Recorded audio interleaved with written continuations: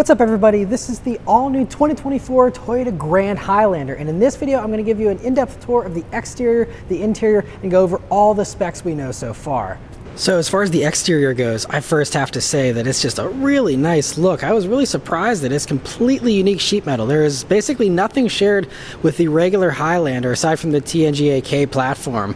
But otherwise, I mean, everything is totally unique, and I think it looks really nice. To me, it looks like a larger RAV4 in some ways, but also has some very distinctive and unique styling all on its own. And I really like, you have some nice smaller headlights, but a really cool line there going through from the grille. And this one we're looking at here is a Platinum with the Hybrid Max, so that gives you the darker gray grille there, and I love this color as well. It looks really nice. And also, as far as dimensions go, so it's about 6.5 inches longer, so that's a pretty good stretch here. I'm honestly impressed with how much extra space this has. Now, as far as the other dimensions, it's about 2 inches taller than a Highlander, and also a little over 2 inches wider than the regular Highlander, so a really nice step up in size in all the ways. And then out back, I think it looks really nice as well. Again, kind of continuing with that like larger RAV4 theme in some ways, but also very distinctive, unique styling all on its own in other ways. Nice little roof spoiler there. And I also really love how these taillights kind of come out beyond the bodywork here, and so it gives it a more three-dimensional look than you might notice from pictures. And this one has the nice Hybrid Max badge and the new Beyond Zero badge that these new Toyotas have with the hybridized powertrains. And it just looks really nice. Also here on the Hybrid Max, you get the dual exhaust tips there, and I'll go over the powertrains. There's 3 powertrains to choose from here in this, but while we're out back here though, let's check out the cargo area first before we dive into the interior, because the cargo area is one of the big improvements here over the regular Highlander. So back here you'll have 97.5 cubic feet of space with all the seats folded down, which is 13.2 cubic feet more than what you had with the regular Highlander there. And with all the seats up, you still have about 4.5 extra cubic feet of cargo space here, 20.6. And so I mean, it's a really large, spacious area. Toyota says you'll be able to fit 7 carry-on size suitcases back here, so you can haul everything for the 7 or 8 people that you bring along here in this vehicle. It does seat 8 if you do get the bench seat there instead of the captain's chairs like this one has. And you'll also see there's a power outlet there and JBL subwoofer there for the optional stereo this one has. And you see it's a little bit of storage here under the floor, but not much basically. But still, I mean, just a good amount of space back here, and so really nice improvement. You of course have a power tailgate, but let's hop into the inside here and check it all out. So start up front. Got lots of cubbies here, even a deep little space there. Some cool trim here on the doors. And now for the Hybrid Max, you'll get these ultra suede inserts in the seats along with the leather. If you were going for a non-Hybrid Max Platinum or Limited, then you would have just regular leather seats. And the XLE even gets soft text, so even on the base version of the Grand Highlander, you're still going to have a leather-like material, and there's no cloth available. But otherwise, let's hop in here, check everything else out. So this one's a prototype, so ignore all the warnings there on the gauge cluster, but you see a nice digital gauge cluster that is coming on the Limited and Platinums. The XLE, I think, has a 7-inch center screen and analog gauges, and you have bronze accents here, also part of the Hybrid Max combo, and nice steering wheel that, of course, is heated here in the upper trims. And you have this 12.3-inch touchscreen as standard, and so all trims get this. It's really great. Has wireless Apple CarPlay, wireless Android Auto, runs Toyota's new software that they introduced last year actually, and has great voice commands, very easy to use and navigate. And then look at this, you have actual physical climate controls. Really nice that you have this, and nice chunky knobs. Again, kind of reminds me a little bit of the RAV4 a little bit, even more than the Highlander, but nice easy hard buttons for everything.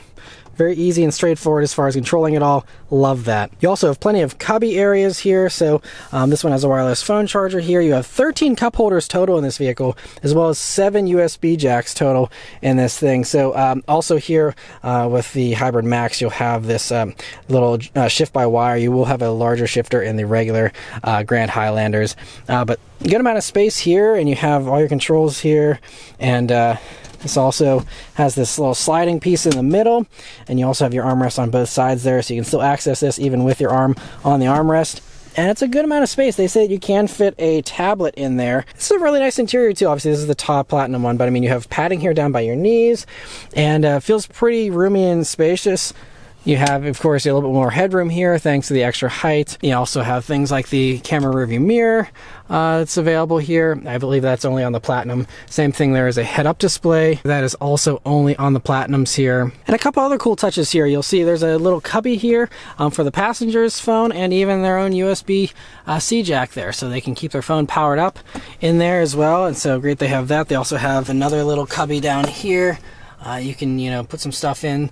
And so, great they thought about the passenger as well. And this third cubby down here goes way far down, so it's a lot deeper than these other two cup holders. So you can fit a large bottle or something in there really nicely. Second row here, you have nice large pockets in the doors, multiple pockets up here. Great that you have all those spaces. And this one does have the captain chair setup, of course. So you have the two captain's chairs, and all looks pretty good. Let's hop inside, see about the space.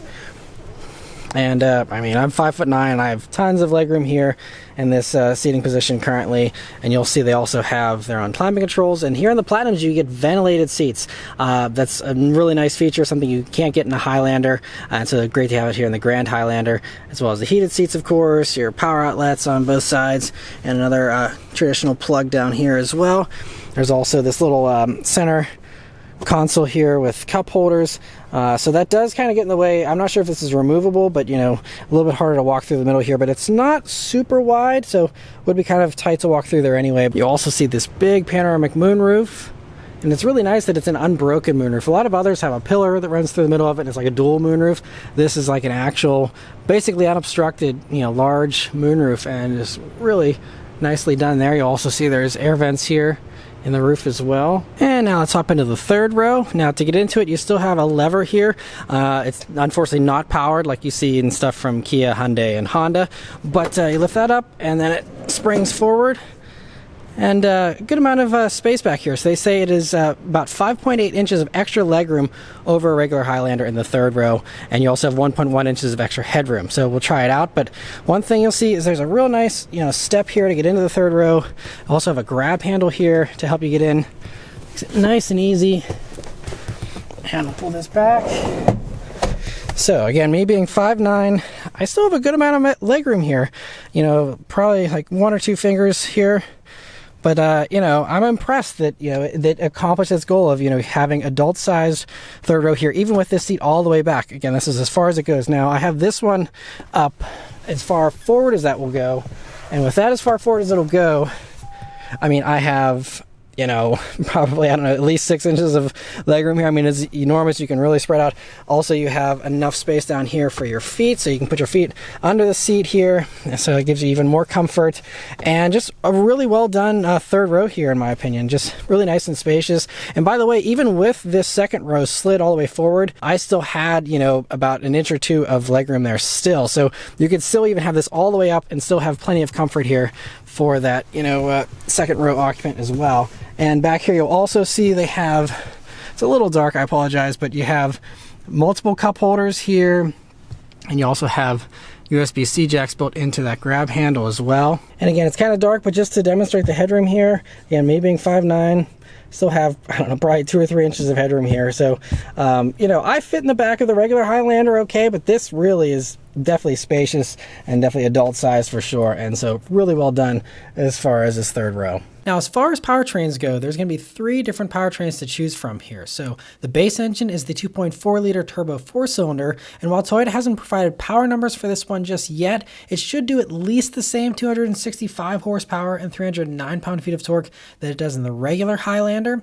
Next up is the hybrid, which uses a naturally aspirated 2.5-liter 4-cylinder engine and an electric motor. And while there haven't been any specs provided for this one yet either, Toyota is saying that they estimate it'll do 34 mpg combined, which is only 2 mpg less than the regular Highlander, which is pretty impressive. And in the regular Highlander, that setup provides 243 horsepower, so we should see at least that much, I'm guessing. And then both of those will also be available with either front-wheel drive or all-wheel drive. Lastly, the Hybrid Max powertrain uses the 2.4-liter Turbo 4 combined with electric motors front and rear for standard all-wheel drive. They say it'll do 362 horsepower and 400 pound-feet of torque, along with a 6.3 second 0 to 60 time and a 5,000 pound tow rating. It'll be offered as an option on both the Limited and the Platinum trims. As far as safety tech goes, blind spot monitoring and rear cross traffic alert will be standard across the board, as will the Toyota Safety Sense 3.0 suite. That includes automatic emergency braking, lane departure alert, full speed dynamic cruise control, lane tracing assist, and a new feature called Proactive Driving Assist that provides gentle braking and steering support when appropriate. Traffic jam assist, front cross traffic alert, and a panoramic view monitor are available on the Platinum trim as well. There's no pricing or exact release date yet for these, but Toyota says that pricing and the on sale date will be announced later this summer, and that it'll be built in Indiana. So anyway, let me know your thoughts on the Grand Highlander in the comments below, and be sure to subscribe so you don't miss my driving review of the Grand Highlander later this year. Thank you all very much for watching, and I'll see you on the next one. Take care.